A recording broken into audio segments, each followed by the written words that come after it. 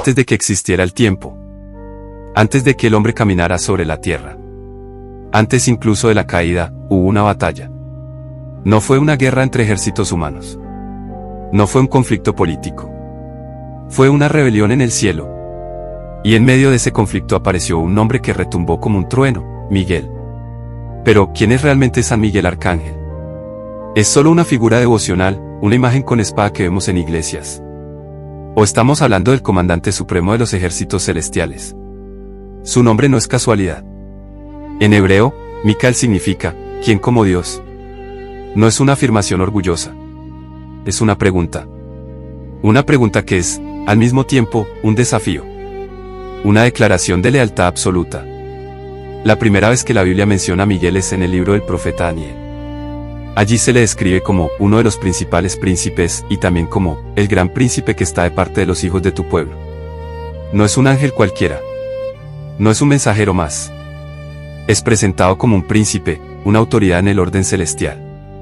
La tradición judeocristiana habla de una jerarquía angélica, serafines, querubines, tronos, dominaciones, virtudes, potestades, principados, arcángeles y ángeles. Miguel pertenece al coro de los arcángeles. Pero su papel no es secundario. Desde los primeros siglos del cristianismo se le reconoce como el jefe de los ejércitos celestiales. Un comandante. Un estratega. Un guerrero espiritual. Y entonces llegamos al momento más impactante de toda la historia espiritual, la rebelión en el cielo. El libro del Apocalipsis describe una escena sobrecogedora. Hubo una gran batalla en el cielo. Miguel y sus ángeles combatieron contra el dragón. Ese dragón es identificado como la serpiente antigua, el diablo, Satanás. Aquel que la tradición cristiana conoce como Lucifer. Según la tradición, Lucifer era uno de los ángeles más bellos y poderosos creados por Dios. Pero en algún momento quiso más. Quiso el trono. Quiso la adoración. Quiso ser como Dios. Y fue entonces cuando el cielo se dividió. Imagina ese instante. Millones de ángeles. Una decisión eterna. Lealtad o rebelión. Humildad o orgullo. Y en medio del caos, Miguel no proclamó su propio poder. No gritó su nombre. No buscó protagonismo. Pronunció una pregunta que atravesó el cielo como un relámpago: ¿quién como Dios? Ese fue el grito de guerra. Ese fue el estandarte. Esa fue la línea que separó la fidelidad de la traición. El Apocalipsis continúa diciendo que el dragón fue derrotado y expulsado. No hubo empate. No hubo negociación. Lucifer cayó. Y Miguel permaneció firme. Hay un detalle impresionante que muchas veces pasa desapercibido. En ningún momento la Biblia presenta a Miguel actuando por orgullo o ambición. Incluso en la carta de Judas se menciona que cuando disputaba con el diablo por el cuerpo de Moisés, no se atrevió a insultarlo directamente, sino que dijo: que el Señor te reprenda. Eso revela algo profundo. Miguel no pelea por ego. No pelea para demostrar superioridad. Pelea por obediencia. Pelea bajo autoridad. Su fuerza no nace del orgullo, sino de la fidelidad. Desde el inicio de la historia espiritual, Miguel no es un personaje secundario. Es el símbolo de la lealtad en medio de la traición. El guerrero que no lucha por sí mismo, sino por la gloria de Dios. Pero la historia no termina en el cielo. Porque después de vencer a Lucifer, Miguel seguiría apareciendo en momentos decisivos de la historia humana. Y su papel es mucho más profundo de lo que imaginamos. Si creías que Miguel solo aparece en la batalla celestial, prepárate. Porque la Biblia lo vuelve a mencionar, y esta vez no está luchando únicamente en el cielo. Está interviniendo en la historia de los hombres. En el libro de Daniel se nos revela algo inquietante: existen conflictos invisibles detrás de los acontecimientos visibles. Daniel cuenta que oró durante 21 días. 21 días esperando respuesta. Y cuando finalmente el ángel que traía el mensaje llegó, explicó algo sorprendente: había sido resistido por el príncipe del reino de Persia. No se trataba simplemente de un rey humano. El contexto apunta a una realidad espiritual que influía sobre esa nación. Una especie de poder o entidad que operaba detrás de la política y la historia. Y entonces ocurre algo clave. El ángel dice que Miguel vino a ayudarlo. Eso cambia completamente la perspectiva. Significa que, según la visión bíblica, existe una dimensión espiritual que acompaña los procesos históricos. Las guerras, las decisiones, las crisis, no solo tienen causas visibles. Hay una batalla invisible. Y en esa batalla, Miguel interviene. Daniel lo llama, el gran príncipe que protege a tu pueblo. Por eso, a lo largo de la tradición, se ha considerado a Miguel como el ángel protector de Israel. Un guardián espiritual asignado a una nación. Esto es profundamente significativo. En la mentalidad bíblica, las naciones no solo tienen fronteras y gobiernos humanos. Tienen también una dimensión espiritual. Y Miguel aparece cuando el pueblo está en peligro, cuando hay opresión, cuando se acerca la crisis. Pero su papel no se limita al pasado. En el Apocalipsis, Miguel vuelve a aparecer en el contexto de los acontecimientos finales.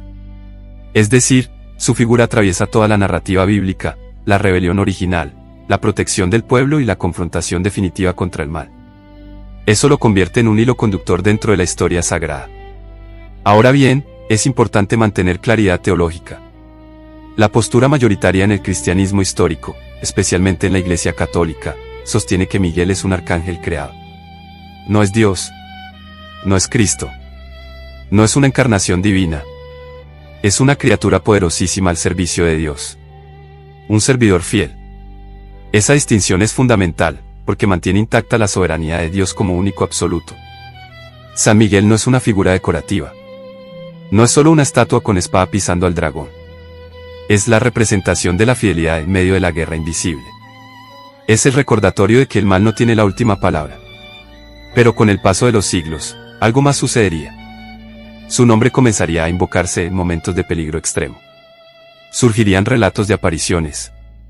Se construirían santuarios en lugares imposibles. Papas recomendarían oraciones específicas pidiendo su protección. Y su figura se convertiría en un símbolo universal de combate espiritual. La pregunta entonces ya no es solo quién fue Miguel en el pasado. La pregunta es, ¿sigue combatiendo hoy? Si la historia de San Miguel terminara en las páginas de la Biblia, ya sería impresionante. Pero lo que ocurrió siglos después elevaría su figura a una dimensión aún más impactante. Estamos en el siglo V, año 490 aproximadamente. Sur de Italia. Una región montañosa llamada Gargano. Un terrateniente rico pierde uno de sus toros. Después de buscarlo durante días, lo encuentra en lo alto de una montaña, dentro de una cueva. Enfurecido, toma su arco y dispara una flecha contra el animal. Y ocurre algo inexplicable. La flecha cambia de dirección en el aire, y regresa hacia él, hiriéndolo. Asustado, el hombre acude al obispo de la ciudad de Siponto. El obispo ordena 3 días de ayuno y oración para entender lo sucedido. Al tercer día, sucede lo extraordinario. San Miguel Arcángel se aparece al obispo y le revela que esa cueva está bajo su protección. Dice que es un lugar sagrado, elegido por él mismo, y que debe ser consagrado al culto cristiano. No fue el hombre quien eligió el santuario. Fue Miguel quien eligió el lugar. Ese sitio se convertiría en uno de los centros de peregrinación más importantes del cristianismo medieval, el santuario de Monte San Angelo, en el Monte Gargano. En pleno siglo XXI. Cada 29 de septiembre, la iglesia celebra la fiesta de los arcángeles Miguel, Gabriel y Rafael. Pero en muchos lugares del mundo, el día de San Miguel es casi una explosión de fe popular. En México, por ejemplo, miles de personas peregrinan al santuario de San Miguel del Milagro, en Tlaxcala. En España, las fiestas de San Miguel marcan tradiciones centenarias. En Italia, el Monte Gargano sigue recibiendo peregrinos. En Francia, el Mont Saint-Michel continúa emergiendo del mar como una fortaleza celestial. Y aquí hay algo fascinante. En casi todas las culturas donde el cristianismo echó raíces profundas, la figura de Miguel se convirtió en símbolo de protección nacional. Es patrono de policías en varios países. De soldados. De fuerzas de seguridad. Incluso de paramédicos y personas que trabajan en situaciones de riesgo. ¿Por qué? Porque representa la lucha contra el caos. Pero más allá de lo institucional, está lo íntimo. Hay testimonios modernos de personas que afirman haber experimentado protección en accidentes, en situaciones límite, en momentos de peligro extremo tras invocar su nombre. La Iglesia es prudente con los milagros. No todo testimonio se valida oficialmente. Pero el fenómeno de la devoción es innegable. En tiempos recientes, especialmente en contextos de crisis global, muchos líderes religiosos han invitado nuevamente a rezar la oración a San Miguel. ¿Por qué ahora? Porque vivimos una época de incertidumbre moral, cultural y espiritual. Un mundo hiperconectado, pero fragmentado. Tecnológicamente avanzado, pero existencialmente confundido. Y en medio de ese ruido, la pregunta vuelve a resonar. ¿Quién como Dios? No es solo una frase antigua. Es una brújula. En una cultura donde el ser humano constantemente intenta ocupar el centro absoluto, decidir qué es verdad, qué es bien, qué es mal, la pregunta de Miguel desafía el orgullo moderno. ¿Quién como Dios? Nadie. Y ahí está el punto. San Miguel no invita al miedo. Invita al orden. Invita a reconocer que el mal existe, sí, pero no gobierna. Su figura nos recuerda que la batalla espiritual no es fantasía medieval. Es una realidad cotidiana expresada en decisiones concretas, verdad o mentira. Justicia o corrupción. Amor o egoísmo. El combate no siempre es espectacular. A veces es silencioso. A veces es interno. A veces es una decisión que nadie ve, excepto Dios. Y ahí, en lo invisible, es donde Miguel siempre ha actuado. Ahora prepárate, porque hay detalles sobre San Miguel que incluso muchos creyentes desconocen. Primero, es el único ángel que la Biblia llama explícitamente arcángel, por nombre propio. En la carta de Judas se le menciona como Miguel el arcángel. Ni Gabriel ni Rafael reciben ese título directamente en la Escritura. Ese detalle ha sido objeto de debate teológico durante siglos. Segundo, en algunas tradiciones cristianas orientales, se le llama Taxiarch, que significa comandante supremo de las huestes celestiales. Es decir, no es simplemente un líder simbólico. Es una figura de estructura, orden y autoridad. Tercero, la famosa línea de San Miguel, que mencionamos antes, no solo une santuarios. Si trazas el mapa, atraviesa puntos estratégicos espiritualmente significativos en Europa y Medio Oriente. Algunos investigadores han observado que también coincide con antiguas rutas de peregrinación. Coincidencia geográfica. Diseño intencional. El misterio sigue abierto. Cuarto, en el Islam, Miguel, conocido como Micael, también es reconocido como un arcángel importante, asociado con la provisión y la misericordia divina. Eso lo convierte en una figura compartida entre religiones abrahámicas. Quinto, en el arte bizantino temprano, Miguel a veces aparece sin espada. En su lugar sostiene un globo o un cetro, símbolos de autoridad divina delegada. Es decir, su iconografía evolucionó con el tiempo. De mensajero celestial a guerrero armado, dependiendo del contexto histórico de la Iglesia. Sexto, en la Edad Media, el Día de San Miguel marcaba el inicio del año agrícola en algunas regiones de Europa. Se llamaba Michaelmas. Era fecha de contratos, pagos y acuerdos. Su nombre estaba ligado a justicia y orden social. Séptimo, en el Apocalipsis, la batalla de Miguel no es descrita como larga ni dramáticamente detallada. Es breve, directa, decisiva. Eso es profundamente simbólico. El mal hace mucho ruido. La victoria de Dios no necesita espectáculo. Octavo, en algunos textos apócrifos judíos antiguos, Miguel es descrito como intercesor del pueblo ante Dios, una especie de abogado espiritual. Aunque esos textos no forman parte del canon bíblico oficial, influyeron en la tradición posterior. Noveno, su nombre ha sido utilizado por reyes, papas, guerreros y santos. Desde Miguel de los Santos hasta el zar Miguel de Rusia. El nombre, Miguel, es uno de los más difundidos en el mundo cristiano. ¿Por qué tantos padres lo eligen para sus hijos? Porque el nombre mismo es una proclamación de humildad. Décimo, en tiempos modernos, incluso personas alejadas de la fe sienten atracción por la figura del guerrero de luz. Películas, novelas y videojuegos han recreado arquetipos inspirados, directa o indirectamente, en la figura de Miguel. Eso demuestra algo interesante. Más allá de la religión, el ser humano intuye que necesita un defensor, un guardián, un símbolo de victoria sobre el mal. Y ese arquetipo tiene nombre desde hace milenios: Miguel. Pero después de todos estos datos, después de toda esta historia, queda la pregunta más importante. ¿Qué hacemos nosotros con todo esto? Hemos hablado del cielo. Hemos hablado de guerras invisibles. Hemos hablado de santuarios, visiones papales, exorcismos, arte medieval y juicios finales. Pero ahora vamos a lo esencial. ¿Por qué esta historia importa hoy? Porque la batalla más importante no ocurrió solo en el pasado. Ocurre dentro de cada persona. La rebelión original comenzó con orgullo. Seré como Dios. Ese fue el eco que, según la tradición, desencadenó la caída de Lucifer. Y si somos honestos, ese eco sigue vivo. Cada vez que el ser humano decide que no necesita verdad objetiva. Cada vez que redefine el bien y el mal a su conveniencia. Cada vez que el ego se coloca en el centro absoluto. Ahí vuelve a comenzar la misma batalla. Miguel no venció con poder propio. Venció proclamando una verdad. ¿Quién como Dios? Esa pregunta no es retórica. Es una invitación. Una invitación a recordar nuestro lugar en el universo. No como seres insignificantes, sino como criaturas llamadas a la grandeza, pero bajo un orden. La cultura actual celebra la autosuficiencia radical, la independencia total, la autonomía sin límites. Pero la historia de Miguel enseña algo distinto. La verdadera fuerza nace de la fidelidad. La verdadera autoridad nace de la obediencia al bien. La verdadera victoria nace de la humildad. Y aquí está el punto más poderoso para cerrar este viaje. San Miguel no es grande porque aplastó a Lucifer. Es grande porque nunca quiso ser como Dios. Ahí está el secreto. En un universo donde el orgullo destruyó a uno de los seres más poderosos creados, la humildad elevó a otro como comandante celestial. Eso transforma completamente la narrativa. Lo impresionante es que, según la tradición, cuando el obispo entró con el clero para consagrar la cueva, encontró un altar ya preparado. Como si el cielo mismo lo hubiera dispuesto. A partir de ese momento, el lugar fue asociado con milagros, sanaciones y protección en tiempos de guerra. Pero aquí viene un dato que pocos conocen. Existe una alineación geográfica conocida como la línea sagrada de San Miguel.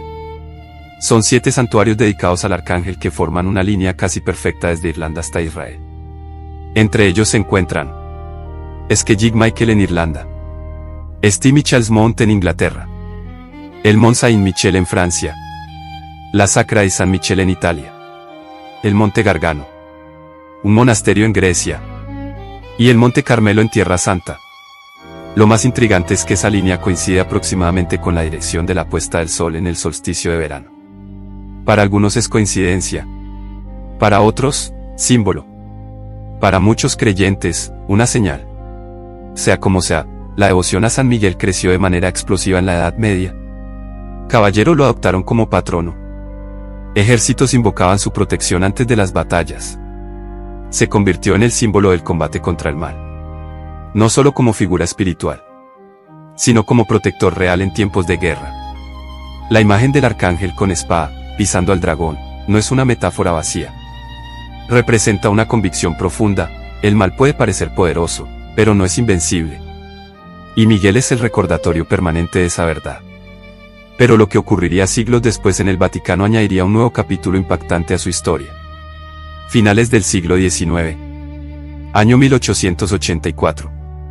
Roma. El Papa León XIII acaba de terminar de celebrar la Santa Misa en el Vaticano.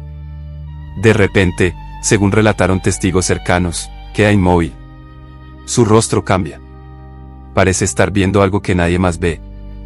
Durante varios minutos permanece en silencio, profundamente impactado.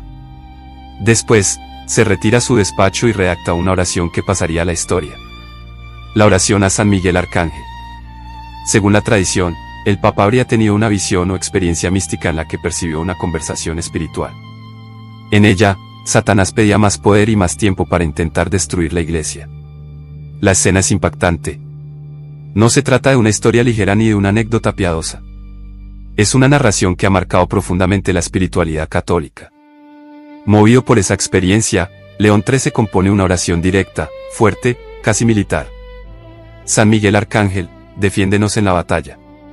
Sé nuestro amparo contra la perversidad y las acechanzas del demonio. Y ordena que esa oración se rece al final de cada misa en todo el mundo. Eso revela algo importante: la Iglesia nunca ha negado la existencia del conflicto espiritual. Al contrario, lo ha reconocido como parte de la experiencia humana. Y en ese combate, el nombre de Miguel vuelve a aparecer. No como figura medieval. No como símbolo artístico. Sino como protector actual. Con el paso del tiempo, después del Concilio Vaticano II, la oración dejó de ser obligatoria en todas las misas, pero nunca fue eliminada de la tradición. De hecho, en tiempos recientes, varios pontífices han recomendado volver a rezarla, especialmente en momentos de crisis. Eso demuestra que la figura de San Miguel no pertenece solo al pasado bíblico ni a la Edad Media. Sigue siendo invocada hoy. Sigue siendo llamada en momentos de oscuridad. Y eso nos lleva a una reflexión inevitable. Si Miguel combatió en el cielo, si intervino en la historia de Israel, si inspiró santuarios y peregrinaciones, si motivó a un papa a escribir una oración de defensa espiritual, entonces la pregunta ya no es solo histórica, es personal. ¿Qué significa hoy que exista un arcángel cuya misión es defender, proteger y combatir el mal? Porque si la batalla no ha terminado, entonces Miguel tampoco ha dejado su puesto. Si entras a una iglesia en cualquier parte del mundo y buscas una imagen de San Miguel, probablemente verás algo muy similar: un joven fuerte, con alas desplegadas, armadura brillante, espada o lanza en la mano, y bajo sus pies, un dragón derrotado. Pero nada en esa imagen es casual. Cada detalle es teología visual. La espada no es solo un arma, representa la verdad. En la tradición bíblica, la espada simboliza la palabra de Dios. No es violencia descontrolada, es justicia divina. Es el poder de la verdad que corta la mentira. La armadura no es decoración medieval. Simboliza protección espiritual. Recuerda la armadura de Dios descrita por San Pablo: el casco de la salvación, el escudo de la fe, la espada del espíritu. Las alas no indican ternura. Indican naturaleza celestial. Movimiento entre el cielo y la tierra. Capacidad de actuar en lo invisible. ¿Y el dragón? El dragón no es un monstruo mitológico cualquiera.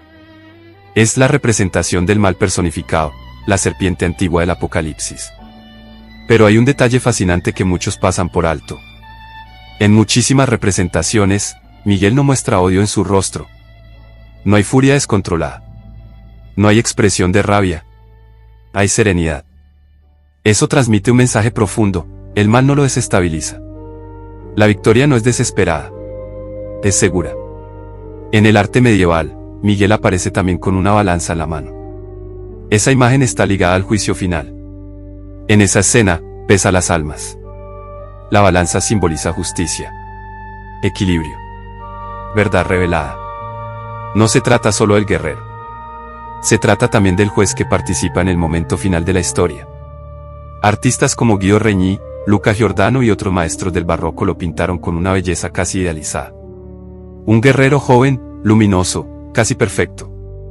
Porque no representa brutalidad. Representa orden restaurado. Y aquí hay algo interesante desde el punto de vista cultural. Durante siglos, caballeros medievales, órdenes militares e incluso cuerpos policiales lo adoptaron como patrono. En muchos países es el protector de fuerzas del orden. ¿Por qué? Porque simboliza la lucha legítima contra el caos. Miguel se convierte así en un arquetipo universal, el defensor del bien frente al mal. Pero esta imagen artística no se quedó en museos. En tiempos modernos, su nombre aparece en contextos mucho más intensos.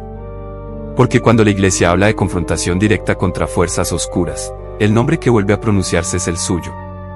Cuando escuchamos la palabra exorcismo, muchos piensan en películas, escenas dramáticas, efectos especiales, gritos. Pero más allá del cine, la Iglesia Católica mantiene un rito oficial de exorcismo. Es algo serio, regulado, prudente. Y dentro de ese contexto, San Miguel tiene un papel recurrente. Muchos exorcistas contemporáneos han afirmado que la invocación a San Miguel es especialmente poderosa durante las oraciones de liberación. No porque él tenga poder propio independiente de Dios, sino porque es el arcángel que, según la tradición, ya derrotó a Satanás. Hay algo profundamente simbólico en eso. El enemigo vencido vuelve a escuchar el nombre de quien lo expulsó. El catecismo de la Iglesia Católica es claro: el demonio existe, pero no es igual a Dios. Es criatura. Está limitado. No es omnipotente. Y esa asimetría es importante. Porque el mal hace ruido, intimida, amenaza, pero no es infinito. En testimonios recogidos por sacerdotes exorcistas, siempre con prudencia y discernimiento, el nombre de Miguel suele provocar reacciones intensas durante oraciones. ¿Es esto espectáculo? No. Es la afirmación constante de una verdad teológica: el mal fue derrotado en su raíz. No todo es influencia maligna.